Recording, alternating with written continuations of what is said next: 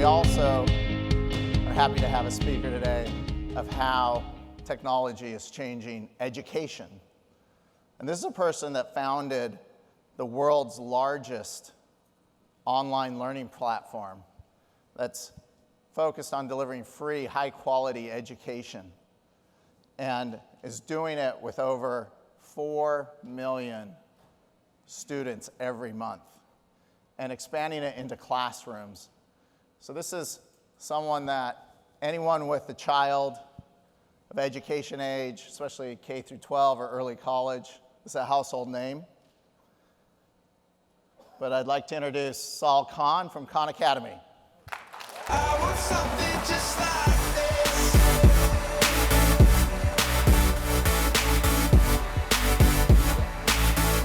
I want something just like this. So great to be here. I always like to start conversations like this, and we're going to have a little bit of time at the end of this to have a conversation. I'm really just getting a sense of how familiar y'all are with Khan Academy. How many of you have children who use Khan Academy? Okay, good number. How many of you have used it yourself? And how many of you before today really had no clue what Khan Academy is? Good, that's why we're here. All right. So we were a not-for-profit, mission-free, world-class education for anyone, anywhere. I'll talk more about that. Those of you who are familiar, we're often associated with a collection of videos I started making for family, and that's still part of Khan Academy, but hopefully you'll see that it's a lot more, and we're really part of something going on more broadly in the world. But just to get everyone on the same page of what at least the videos on Khan Academy look like, I'll show you this montage.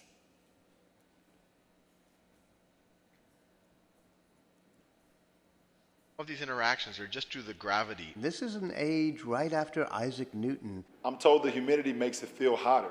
Why is this? Excellent question, LeBron. And you can just see the pleasure he had. The right to privacy as such is not spelled out in the Constitution. Of course, the word liberty is. Things actually can interbreed, although for these two in particular, it seems like the mechanics would get kind of difficult. And I can keep playing around with these numbers and see what kind of colors I can come up with. If this does not blow your mind, then you have no emotion. I thought Euler's identity would be popular with y'all, but as I mentioned, it's a lot more than videos now. In fact, a lot of what we're focused on, and Khan Academy is a lot more than me now, is the software. A lot of your children might be using this, and actually we have learners of all ages all over the world that can go, they can do exercises, teachers can assign things. It's not just in math, it's also in the humanities. There's a whole bunch of game mechanics to keep the students as engaged as possible. We're also what I'm about to show you isn't launched yet, but we also have an early learning app that we're going to launch next year. Once again, free for the world. I'll show that. Letter up to spell the word map. Match the parent to the baby.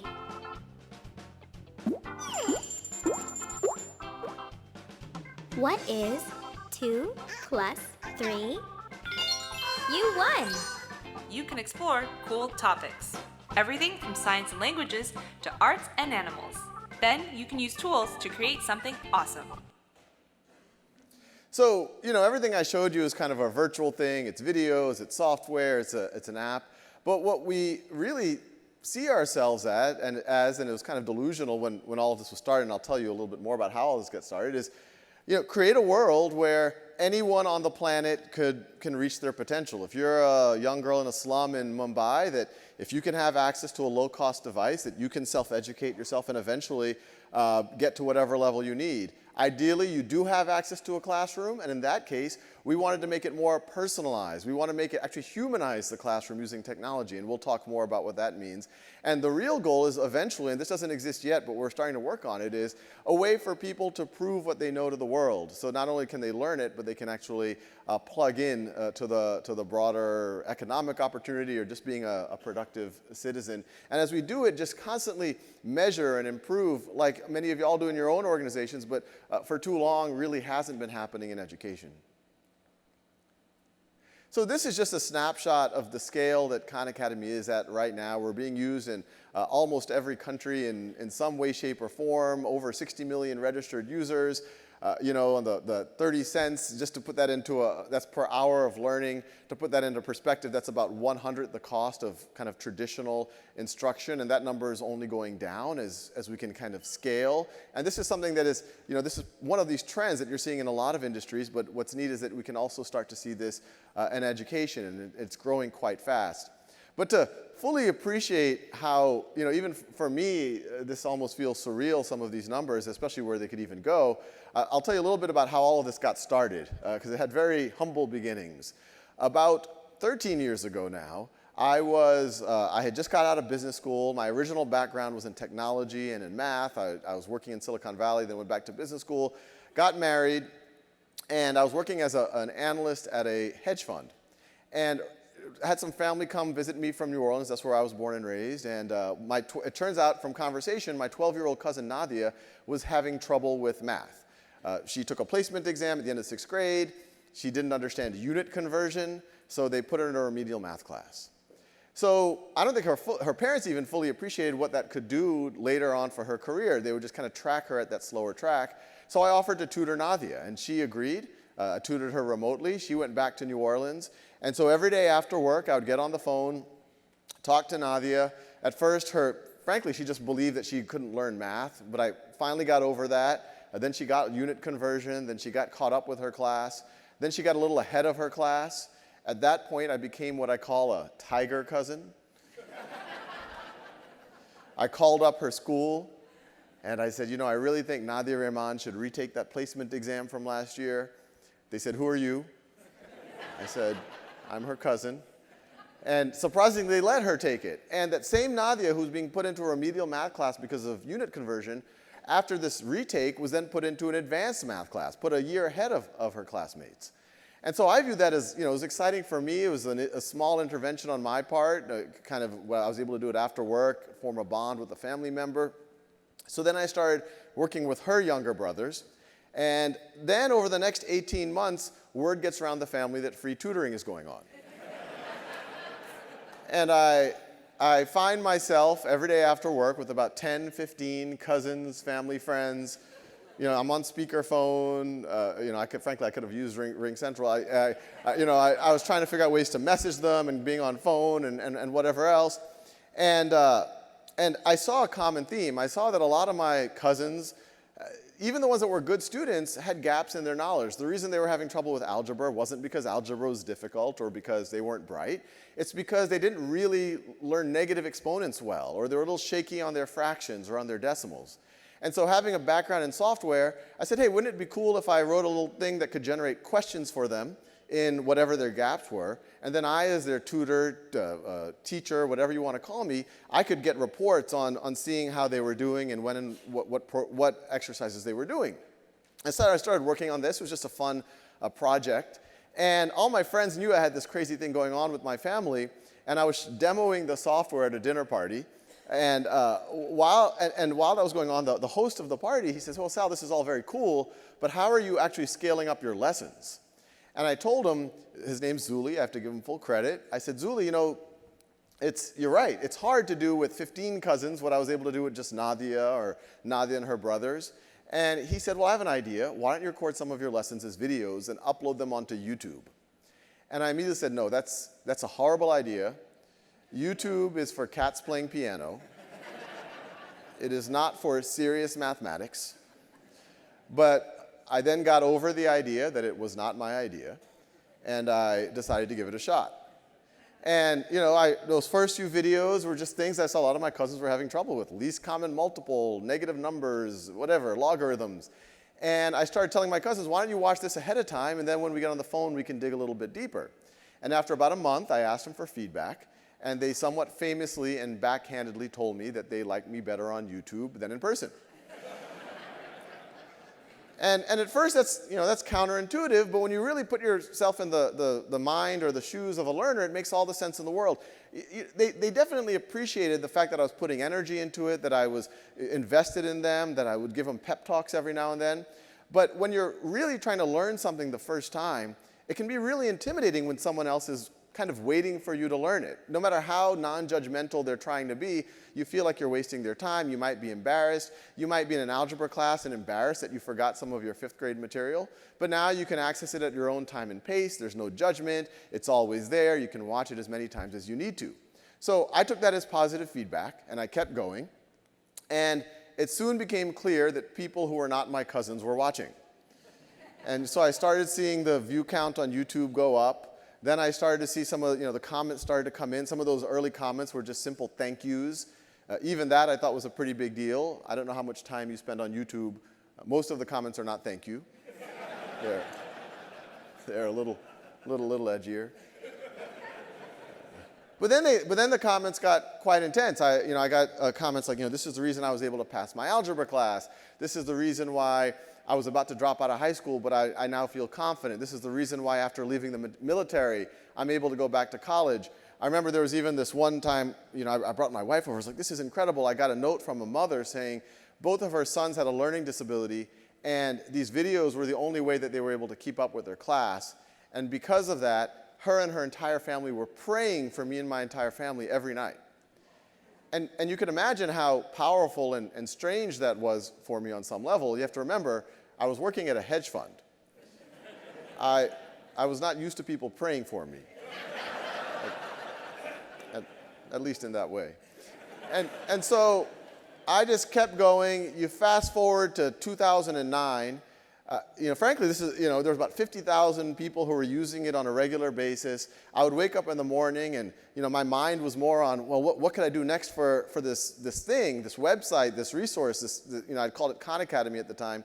And, and I almost had trouble focusing on my day job. And so I sat down with my wife and, we had some money saved up for a down payment on a house. Our first son had just been born. But it felt like something was here. And she agreed with me. She's like, maybe I should start a nonprofit here, and surely someone will recognize the social return on investment here, that you could reach billions of people for all of time, translating the languages of the world, et cetera. And so I quit my day job to do Khan Academy for real. And I think anytime you do anything entrepreneurial, whether it's for-profit or nonprofit, you have to start with that delusional optimism. You assume surely people are going to, buy into this, so to speak. And, I started having a lot of conversations with philanthropists and foundations and, and I got a lot of nice, well, we already allocated our budget this year. This isn't exactly what we do, but it's great stuff. And so you can imagine 6-7 months into it, I got pretty stressed. I gave up a good job. Our expenses had gone up. We were digging into our savings, about $5,000 a month. I was getting a few $100s a month in donations off of PayPal. If it was any of you, thank you. But it was, I can talk about it now, but it was one of the most stressful times of my life. I would wake up in the middle of the night in kind of a cold sweat. What have I done? What have I done to my family, et cetera, et cetera. And right at around that time, I got a $10,000 donation on PayPal. And so I immediately see who it is. And her name was Ann Doerr, and I saw she's local. She's based in Palo Alto. So I immediately email her and I say, thank you so much for this incredibly generous donation. This is the largest donation that Khan Academy has ever received. If we were a physical school, you would now have a building named after you. And Ann immediately emails back. She says, well, I'm local, out here, not too far from here, about 30 miles south of here. I'd love to learn more. I use Khan Academy myself. I use it with my daughters. And so about a week later, we're at an Indian buffet restaurant for lunch, and Ann asks me, so what's your goal here? And I tell her, when you fill out the paperwork with the IRS to become a 501c3, a nonprofit, there's a part of the form that says mission : and they give you about a line and a half. And I filled out a free world-class education for anyone, anywhere. And Ann said, well, that's ambitious. How do you see yourself doing that? And I told her, I was like, look, it's a mission. I don't plan on just being able to check it off this weekend and then move on to healthcare or something. I have some ideas. But I showed her, the view count, how it was growing exponentially. I used to walk around with like a notebook of testimonials that I was getting from people all over the world. I kind of told Ann more about the vision. I was like, it's not just about videos. We would give practice so students can learn at their own pace. We'd give tools for teachers. We'd internationalize into the languages of the world. And Ann says, well, you've made a surprising amount of progress. I only have one question. How are you supporting yourself? And in as proud of a way as possible, I said, I'm not. And so she kind of processes that. We part ways. 10 minutes later, I'm driving into my driveway. I get a text message from Ann. It says, you really need to be supporting yourself. I've just wired you $100,000. So that was a good day. And frankly, that was the beginning of a whole cascade of crazier and crazier events. A month later, I was running a summer camp for middle school students, a 2-week thing. And the reason I was doing it, I never viewed the virtual as a substitute for the physical. I always imagined that it could liberate the physical. If students can get explanations at their time and pace, if they could get practice at their time and pace, and teachers don't have to grade things, and they can personalize, then the classroom can be more about simulations or dialogue or peer-to-peer learning. And so I was experimenting with one of these simulations. I had 6 7th graders playing a game of Risk, while the other 20 traded securities based on the outcome of the game of Risk. It's a good game. Maybe next year y'all can do that. And while that was happening, I started getting text messages from Ann, which you can imagine I now take very seriously. And there were 5 or 6 of them. It was unclear what order they came in. But they read along the lines. This is Ann writing. She says, I'm at the Aspen Ideas Festival in Aspen, Colorado. I'm in the main pavilion. Bill Gates on stage, being interviewed on stage. Last 5 minutes talking about Khan Academy. So I didn't know what to make of this, so I immediately boot the nearest 7th grader off of a computer. And I start looking for some evidence of this event that Ann is talking about. I search Aspen Institute, and then I was actually able to find the video and the live stream of the event, and this is what I saw. There's a new website that I've just been using with my kids recently called Khan Academy, K-H-A-N. Just one guy doing some unbelievable 15-minute tutorials. My favorite vignette is that guy, Salman Khan. He was a hedge fund guy making lots of money, and he quit to do these little web videos. And so we have moved, I'd say, about 160 IQ points from the hedge fund category into the teaching many, many people in a leveraged way category. So, you know, that was a good day, the day that his wife let him quit his job.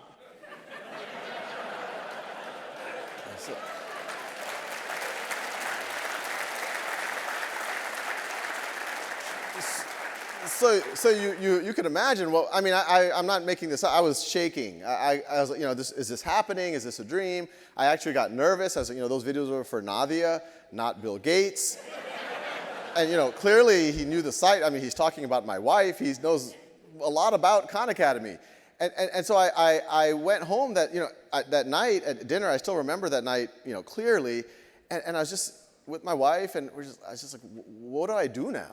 What's the protocol here? Do I call him? Just assuming he's not listed. And they left me in that limbo state for about 2 weeks. 2 weeks later, I'm in my walk-in closet. I'm about to record a video. And just as I'm about to record, my cell phone rings. I see it's a Seattle number. I answer it. Hello? Hi, this is Larry Cohen. I'm Bill Gates' chief of staff. You might have heard that he's a fan. Yeah, I heard that.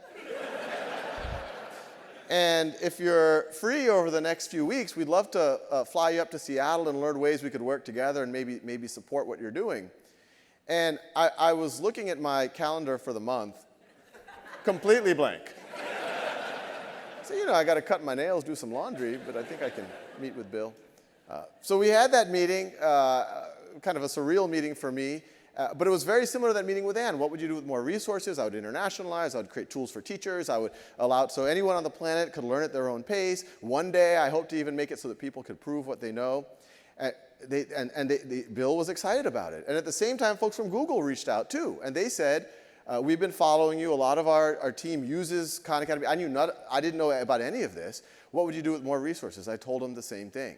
And so what we immediately started working on is, well, how do we create a coherent model where someone can start anywhere, go as far as they need, learn at their own pace? And some of the core ideas, I didn't even realize it at the time that there were words for these ideas, are around personalization and mastery learning. And to realize the importance of personalization and mastery learning, I want to do a little bit of a thought experiment of really the type of schooling that most of us grew up in. In a traditional school, you have your students, And you usually group them together by age, and then maybe around middle school, age and perceived ability, and you move them along lockstep. You know, you can kind of imagine like this drawing. I actually made this yesterday. As kind of like this assembly line. You move them at a fixed pace, and on a given concept, let's say we're in a middle school pre-algebra class, and the topic is exponents. And so like the first thing is basic exponents. We do some lecture homework for a couple of days, weeks. Then we have a test. And on that test, let's say I get a 70%, you get an 80%, you get a 95%. Even though that test identified gaps, what was the 30% I didn't know? Even that A student, what was the 5% she didn't know? Maybe it was a careless error, but maybe it was something really important. What happens when you raise something to the 0th power? The whole class then moves on to the next concept. That next concept might be negative exponents or logarithms, somehow expecting you to know that concept even though you didn't understand that first one well. And this keeps happening, so you keep accumulating a little gap here, a little gap there, a little gap there, and then eventually you get to algebra or calculus or genetics or whatever it might be, and those gaps are just too debilitating, and you can't learn the concept, and you think you're not smart, or you think that the subject is too hard. But what was really going on is that you are artificially moving everyone ahead and causing these gaps to accumulate. And to kind of appreciate how absurd that is on some level, imagine if we did other things in our life that way. Say, home building. So you bring in the contractor, and you say, look, we've got 2 weeks to build the foundation. Do what you can. So they do what they can. Maybe it rains. Maybe some of the supplies don't come. 2 weeks later, you get the inspector, and the inspector says, OK, that part's not quite up to code. Concrete's still wet over there. I'll give it an 80%. Say, great, that's a C. Let's build the first floor. And you keep doing that, and you know, all of a sudden, while you're building the first floor or the second floor, you know, 70%, 80%, the whole structure collapses. And if your reaction to that is the reaction that you would have in education, you say, oh, maybe I needed a better contractor, or maybe I needed a more inspection. But what was clearly going on is that the process was flawed. You're artificially constraining when and how long you have to do something, pretty much ensuring a variable outcome. In school, it's A, B, C, D, F. And then, even though you've identified those gaps, you ignore them and you keep building on top of them. And so this whole notion of mastery learning is, instead of getting to this collapse state of home building or a situation where you hit algebra and you hit a wall, instead of artificially constraining when and how long you do it, make that variable. Every student, if they're ready for negative exponents, they should work on it. But if they're not, they should keep working on basic exponents. And what's fixed instead should be that every student should really get to a decent level of proficiency of that topic. Now, to appreciate just how much potential there's in the world, if we allow people to tap into it and fill in their gaps, I'll show you this next video. So I actually dropped out of high school twice, both during my freshman year. And when I eventually came back, I was put in sort of lower level math and science classes because I was so behind. Then I discovered Khan Academy, and I was able to skip 2 years worth of math just through using the site. And I came into school, I took the exam with students who had been enrolled in the class all year, and I was actually able to get the highest or the second highest scores in the class. So for me, Khan Academy really changed the trajectory of my entire life, because without it, I don't think I ever really would have been inspired to learn and to love math and to love science. I ended up graduating as a valedictorian and going on to Princeton, where I'm now a computer science major, and I'm absolutely passionate about learning, about computers, about math, about science. And without Khan Academy, I don't think that these things would really matter to me the way that they do today.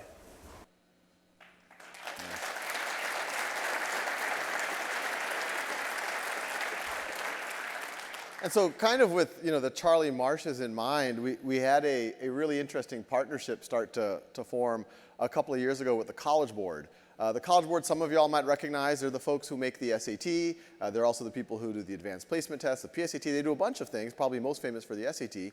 But they reached out to us about 3 years ago. They had a new president. And his whole point was, look, the College Board is a 100-year-old organization.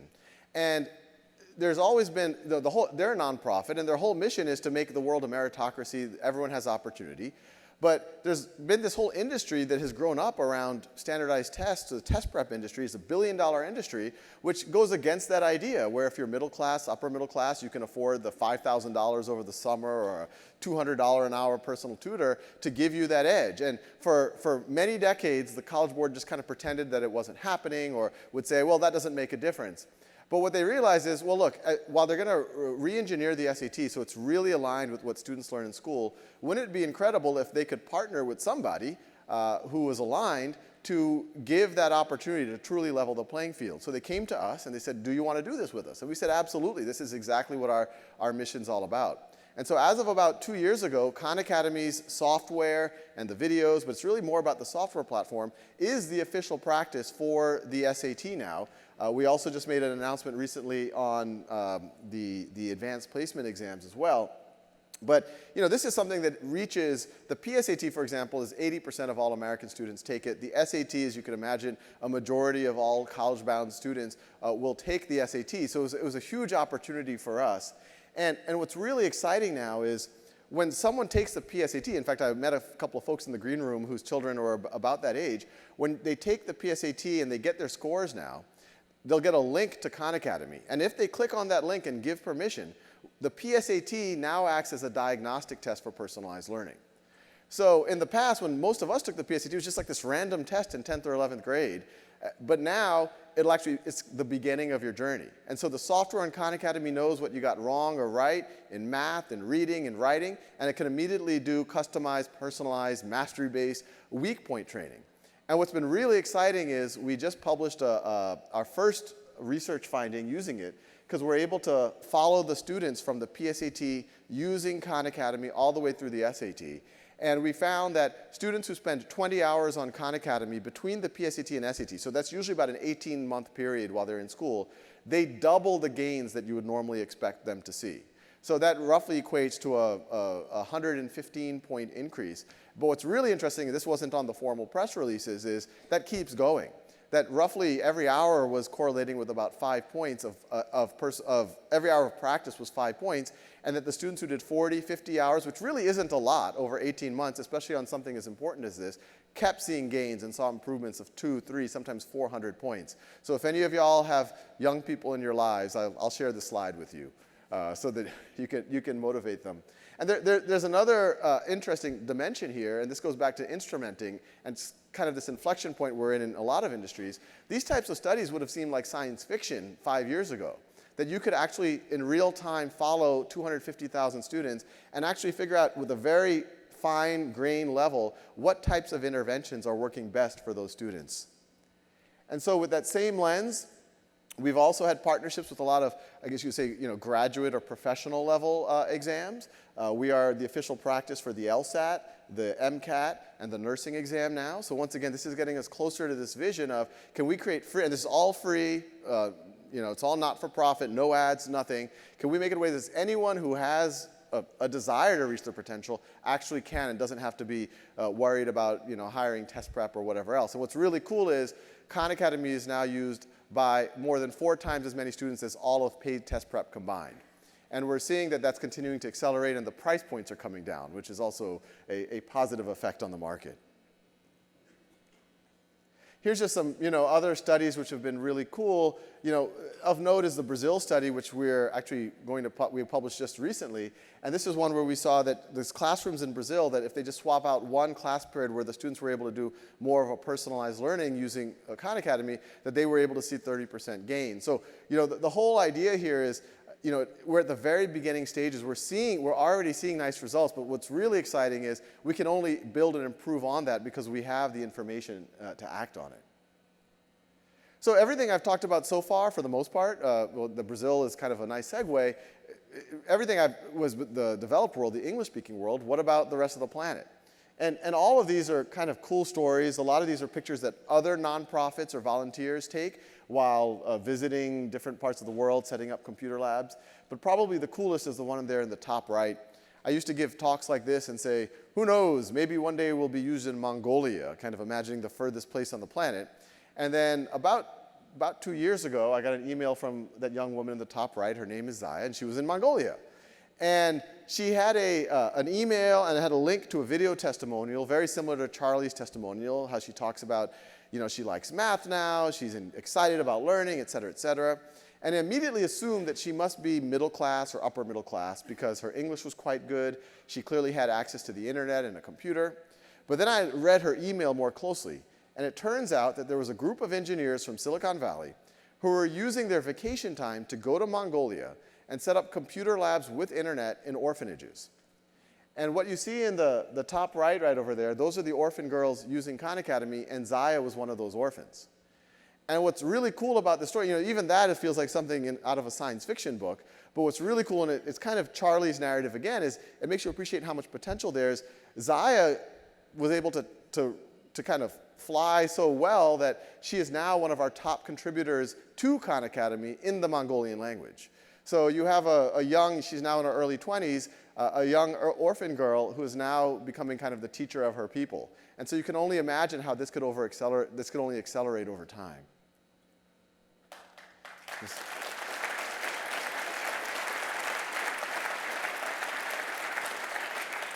So this is another, when I wake up and when I'm feeling down, I just look at some of this stuff.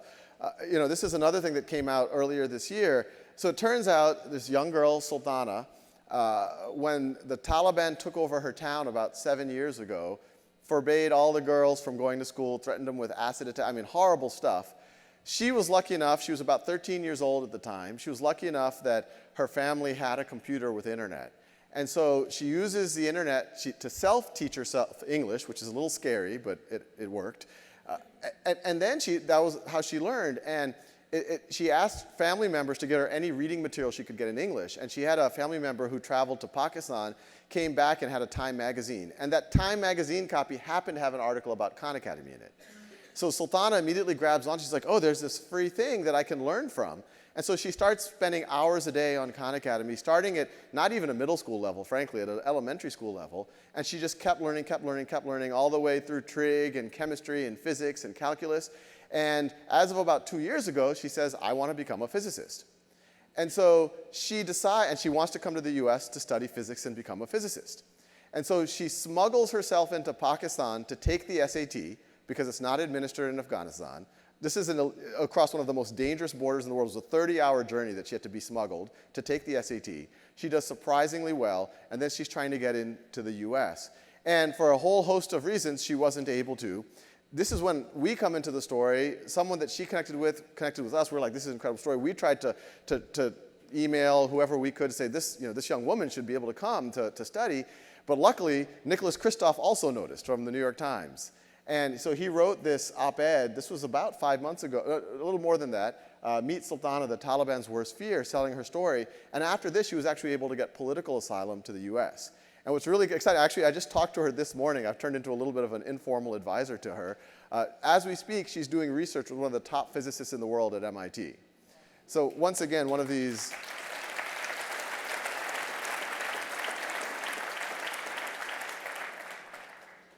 So you can imagine, the more we can make this accessible to as many people on the planet, the better. These are just kind of the splash screens of Khan Academy in various languages. It's the software, everything. But just to get a sense of what at least the videos feel like in other languages, it's fun to look at this next montage.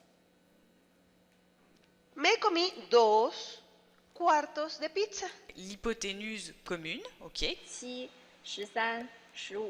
और मैं इस हाथ से इस block को धकेलने की कोशिश कर रहा हूँ इस डायरेक्शन में. توجد قطعتين من معدن النحاس والزنك. P R به توان 2 ضرب داره. הגיעה הנקודה שבה שוק הסיום של הזווית חותכת את מעגל היחידה. Ili muweze kuelewa na kuweza. Into yokuqala kufuneka siyazi kukuba kubani 16 bölü 16 1'e eşittir. Muitas e muitas outras coisas importantes. I'm Zaya from Mongolia. Your videos are so interesting and funny. Make more lessons. I watch that when I get lazy.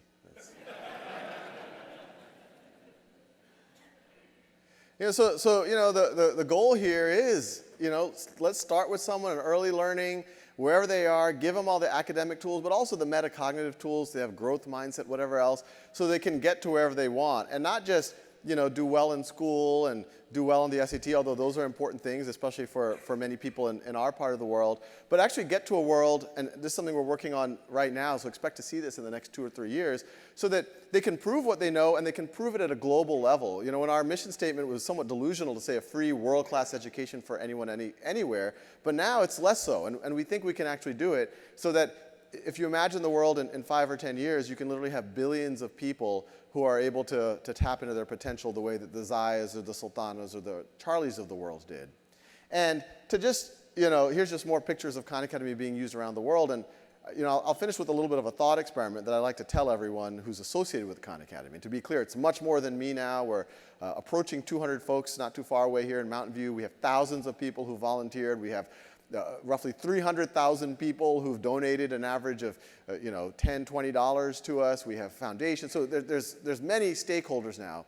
And what I tell all of them is, it feels like we're at a special time in history. Imagine going back in time 400 years to Western Europe, which even then was one of the more literate parts of the planet. You would have seen about 15% of the population was literate, about 20% of men and about 10% of women. And I suspect that if you talk to someone who was literate, say a member of the clergy, and you said, what percentage of the population do you think is even capable of reading? They might have said, well, with a great education system, maybe 30%, maybe 40%.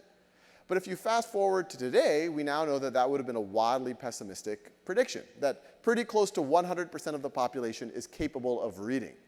But if I were to ask any of y'all a similar question, what percentage of the population do you think is capable of contributing to medical research, finding the next cure for cancer? What percentage of the population do you think is capable of pushing the frontiers of math or physics, or starting the next great internet company, or just being an entrepreneur, or writing the next great novel? Well, based on your experience, you might say, well, maybe 1 to 5%. Maybe with a great education system, maybe 10%, 15%, if I'm optimistic. But what if that is just based on the context that we've grown up in? We grew up in a world where we were all being pushed ahead at the same pace. We saw a lot of our peers, often ourselves, our gaps would accumulate, and all of a sudden, we had a friend who can't pass algebra anymore. In fact, those of us in the room, we're the lucky ones who kind of were able to keep up. And our gaps, and we all have them, but they weren't so debilitating that we didn't hit that wall, or we didn't hit it at a point where it would have really hurt our potential. But what if we are in a world where everyone on the planet, anywhere, could, if they've already been moved ahead, they can go back and they can fill in their gaps, but ideally, while they're learning, it can happen in a personalized way, at their own pace. Make sure they master concepts. That the classrooms, and we think students should be part of physical classrooms, that they don't move everyone in lockstep anymore. When you come to the classroom, it's more like that stock simulation I talked about, or more Socratic dialogue, while teachers can have confidence that all the students are learning all the material. Well, then I actually do think, and I keep upping my numbers here, I actually think that those, how many people could master calculus or learn genetics or find the cure for cancer, I actually think those numbers could be 40, 50%. And maybe that might be pessimistic. It could be 60, 70, 80, 90%. And if we do that, I think it starts to address some questions that you hear a lot about. What's going to happen with the self-driving trucks? What are all the truck drivers going to do? AI is going to take jobs. Well, more people are going to be able to move up the value chain. And it's also just going to make it a really exciting time to live. If we can have 10 times as many people finding cures for cancer, we'll find it 10 times faster. We'll be able to have better art, better science, better technology. But most important, this thing called education, which has always been the gateway to opportunity, instead of it being scarce and expensive, it'll be a lot more like clean drinking water or just basic shelter and just a fundamental human right. Thank you.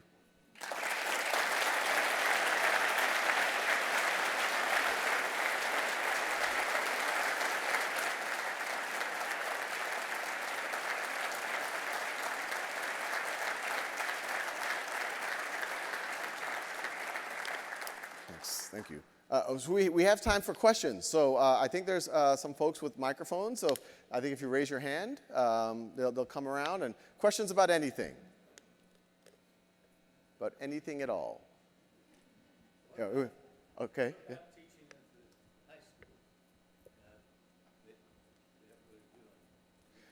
So the question is, what about teaching at the high school? So this is being used pretty significantly in a lot of high schools. You can imagine, the SAT and the SAT work, which isn't formally part of curricula, that is being used by a majority of American high school students now, so that's been great. We just had this announcement with the College Board around the advanced placement tests, which are really the capstone of the high school system in the US. 92% of high schools offered AP exams.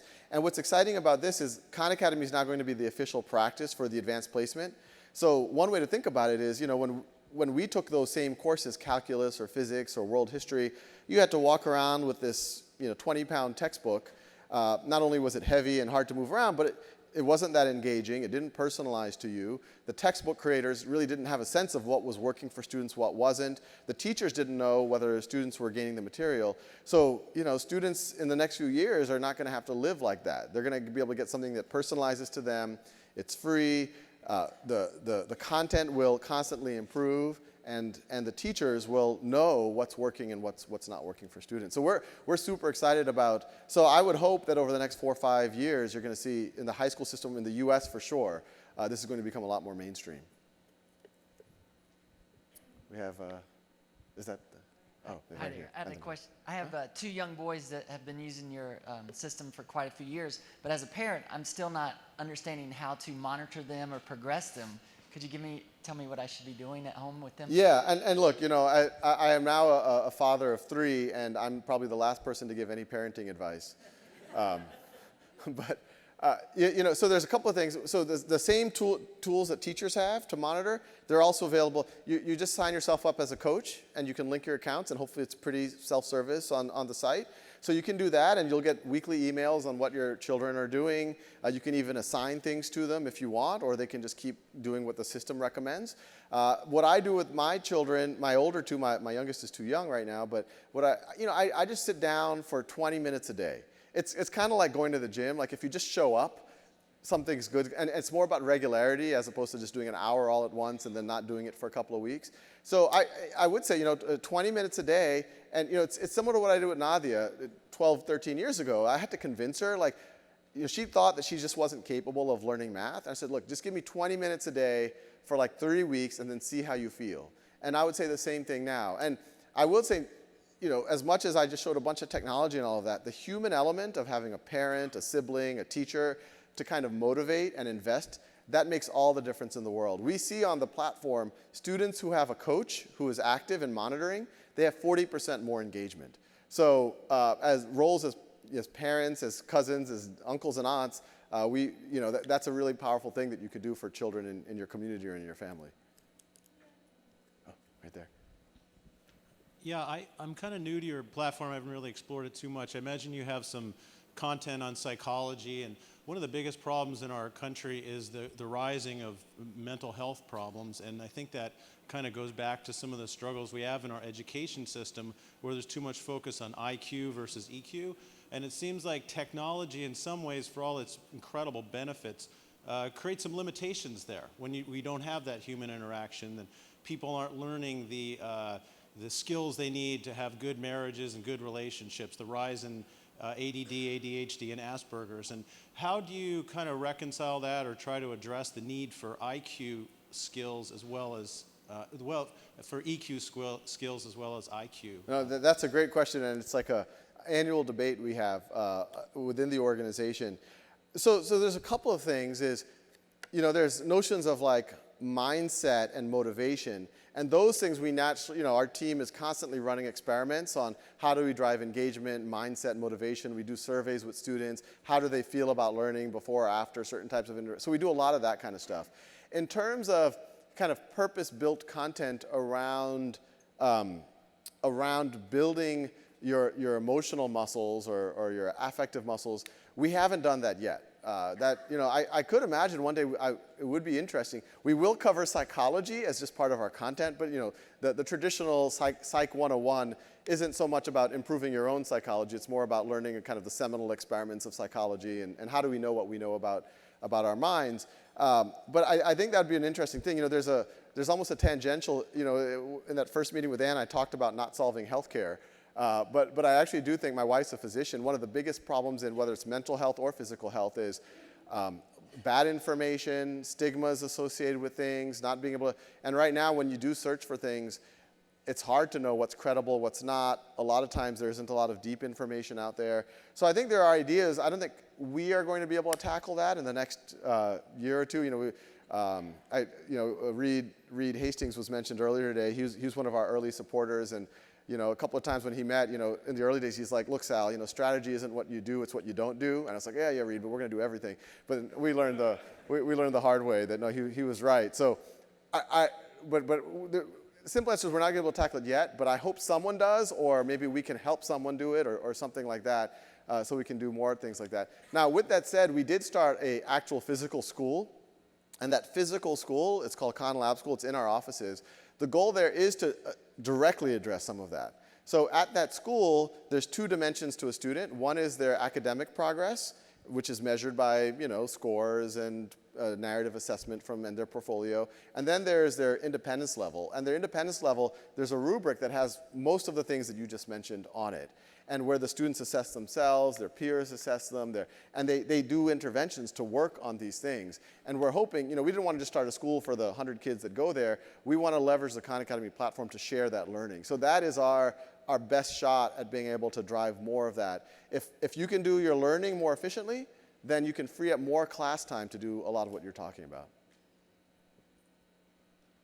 So Sal, thank you very much. It was a great session. A question on your perspective of the movement of homework. Mm-hmm. And there is this notion that homework's not helping our youth.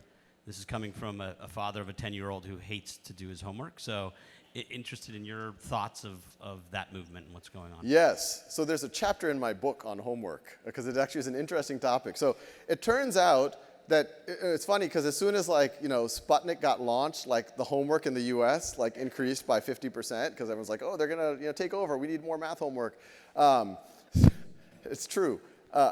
So people have found no correlation between the quantity or time of homework and any type of gains in any way.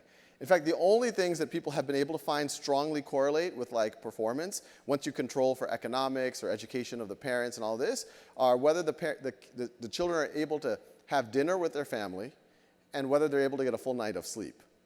And that's where homework is interesting, because especially once you get to high school level, the homework directly conflicts with both of those ideas. You see a lot of kids in high school, it's like, oh, I got homework, Mom, Dad, or they're up at 2 in the morning trying to do their homework. So, going back to the previous question, one of the things we're trying to do in this school is that it's a full day school. The students go from 8 till 6, but then there's no homework.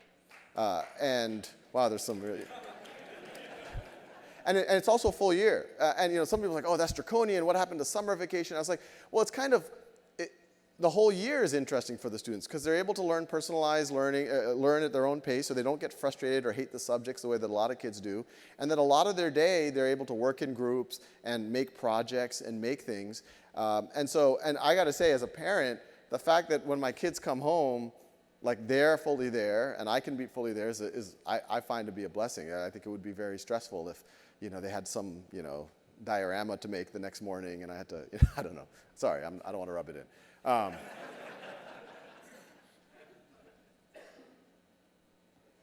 Wherever the microphones are. There's a gentleman up here in front too. Oh, okay. So, okay. Well, last question real fast, and I'll answer it fast.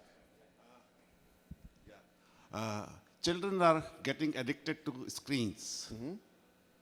Have you looked into some solution which has nothing to do with the screens, like a Thomas engine, which sings and teaches and talks and understands the child? Yeah, no, absolutely. With AI and all the cognitive computing, it is very much possible to do it. Yeah, no, I think you're exactly right. And just the quick answer there is, the screen time issue, even as a parent, I don't have the full answer to it. I think about it more of instead of what is this child doing, what are they not doing? So if they're not able to run outside, play with friends and things like that, that's an issue.